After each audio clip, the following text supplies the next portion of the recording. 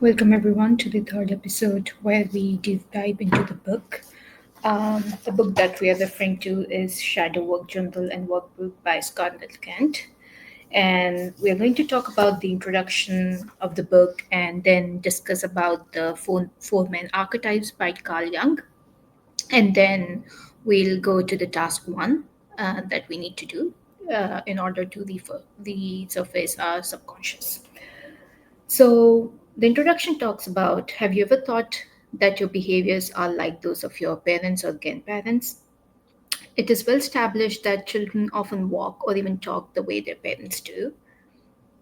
Carl Jung proposed that we inherit archetypes much like this inherited behaviors and proposed that there are four main archetypes, which are the shadow, the persona, the anima or animus, and the self. The shadow, which as stated before, lies within the subconscious mind. It is made up of the repressed ideas, wishes, impulses, and shortcomings. The shadow contains the attribute of ourselves that we recognize are unacceptable to the society and our own morals and beliefs. Carl Jung proposed to fully know oneself, it is necessary to recognize and explore our shadow archetype. This shadow can come forward and appear in dreams or vision in both a literal sense and through symbolism. And by analyzing this, one may attempt to analyze the shadows. Then the book talks in detail about the four archetypes that I'm going to talk in detail. But first, who is Carl Jung? So, Carl Jung was born in July 26, 1875. He is the founder of analytical psychology. His analytical psychology also included the study of the collective unconsciousness.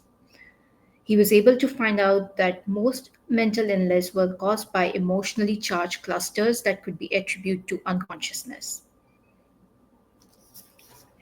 And he's how are we going to use the shadow book? So the shadow book has a goal for 21 days where we have to reprogram our subconscious through asking various questions or doing various exercises.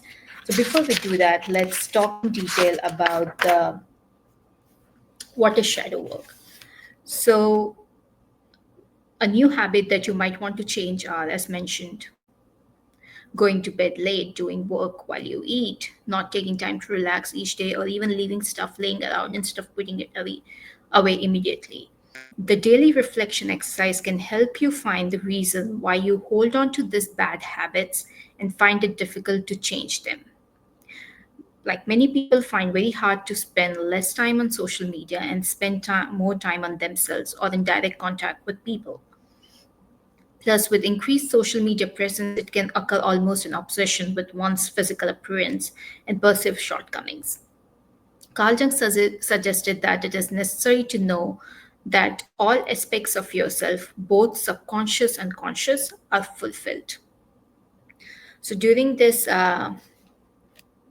using this book, we'll explore, do the shadow work, and explore what causes us to behave in certain ways and things like that. Uh, so let's talk about the four main archetypes that's defined on the screen here. So the four main archetypes again are the self, the anima, the persona, and the shadow. Each of these four archetypes provide a specific exploration into your subconscious and authentic self. It is possible for them to appear overlapped, but this is only because your authentic self is deeply intertwined in each one of these four archetypes.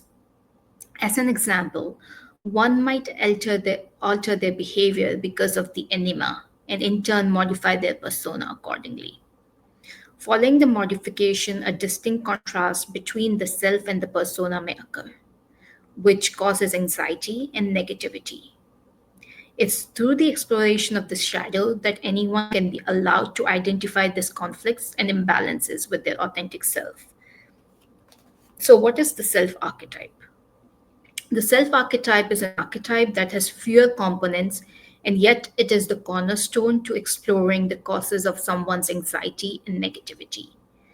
The three components to exploring the self are your personality type, the ego, and the unconscious. The self is created through the process that is known as individuation.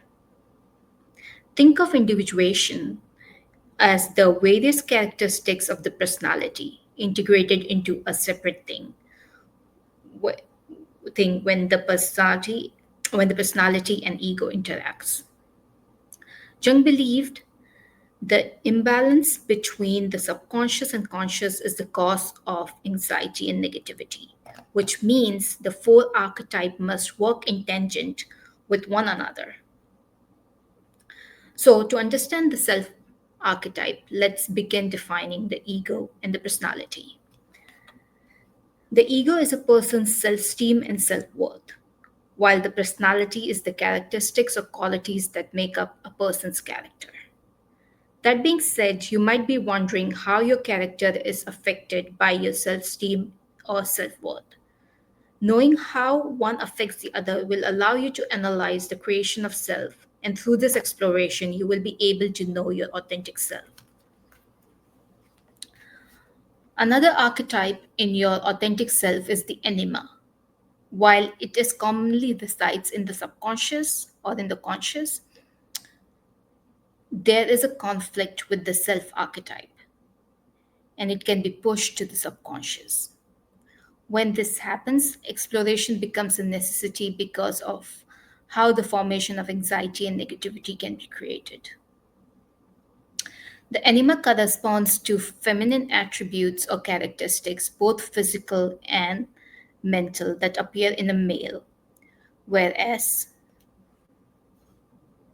the anima that appears within female corresponds to the attributes or characteristics, both physical and mental, that are typically masculine. With a simple look in a full body mirror, physical attributes or characteristics can be identified, which in turn allows us to identify an obvious anima. On the other hand, mental and psychological attribute or characteristics require self-reflection. If this mental and psychological attributes or characteristics have been pushed to the subconscious, the self-reflection may require lots of thinking and may result in some powerful realization. Carl Jung once said, though, there's no coming to consciousness without pain. In many cases, pain can be a good thing when used to motivate us to make progress. One's body's natural response to pain, however, tends to be to run away from it because of societal norms that suppose that pain is a bad thing. The persona archetype is created to protect us from it. Knowing this, we can begin to explore it. Now, let's talk about the archetype. Persona archetype is the person or persona we project outwardly to others, or even characteristics and attributes we have that we can directly link to society. When applying the persona archetype to the endeavor of exploring our anxieties and negativity, it is helpful to observe our behavior changes, even thoughts or feelings. When we are alone, does our behavior differ from when we are with our family or friends? When answering this question, don't think about activities that you would participate in, but about the mannerism or how you carry yourself. When you're alone, do you slouch?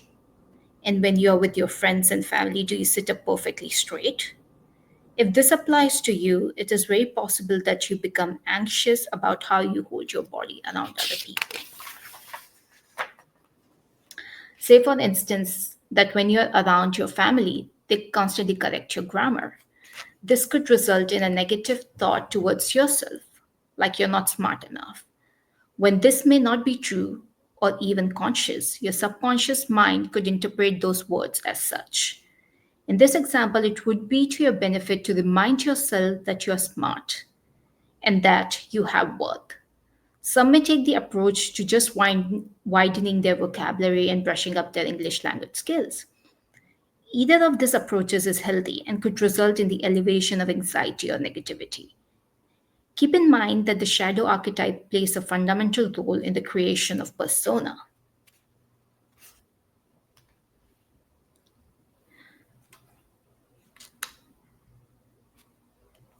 So, how much do I keep in mind though?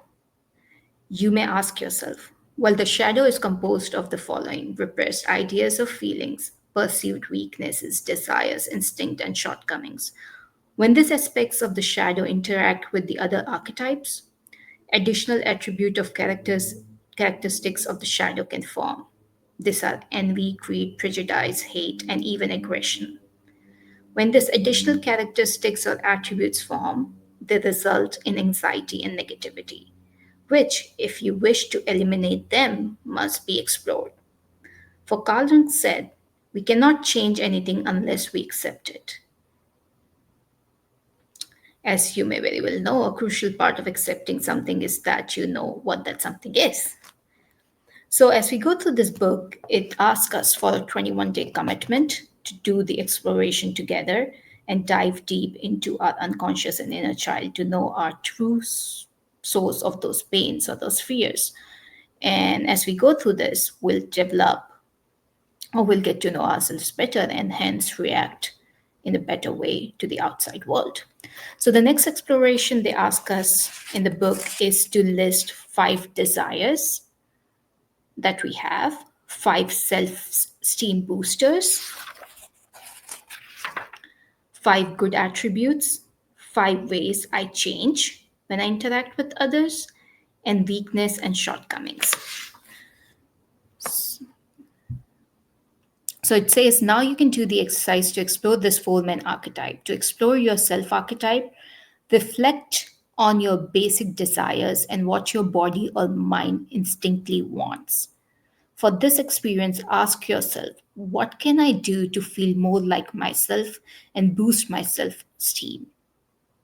When exploring the anima archetype, try looking at yourself in the mirror. As you may have seen on TV, bullies will shame people for being different. It is possible that you're doing this to yourself. The next step of this exercise is to list 5 attributes, either physical or mental, that you like about yourself.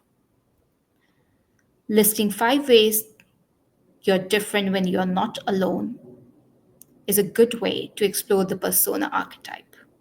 Finally, it's time to explore your shadow archetype by listing 5 perceived weakness or shortcomings. So we need to write 5 desires that you have, 5 self esteem boosters, the things you like about yourself, 5 good attributes about yourself, 5 things, the way you change your behavior when you are around other people, and then 5 weakness or shortcomings. And this is the first exercise to do in the book. And as we do this, and then, yeah, so that's the first exercise in the book, doing this 5 points about 5 things that we need to do. And I'll meet you in the next chapter, sending you love and hope and compassion and joy. Thank you.